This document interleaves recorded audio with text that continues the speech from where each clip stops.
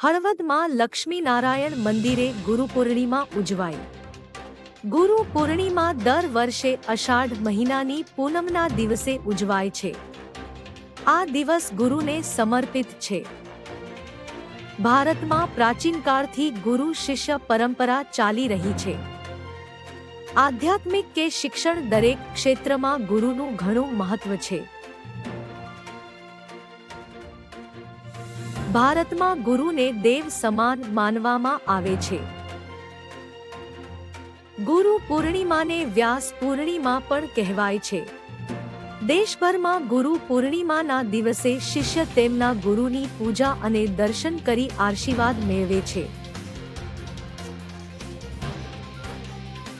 ત્યારે હળવદમાં શ્રી લક્ષ્મીનારાયણ મંદિરમાં ગુરુપૂર્ણિમા નિમિત્તે મહંત શ્રી દીપ્તદાસજી મહારાજનું પૂજન કરતા ભક્તજનો તથા મહાપ્રસાદ યોજાયો। રિપોર્ટર સંતોષભાઈ ઓગાણિયા, હળવદ।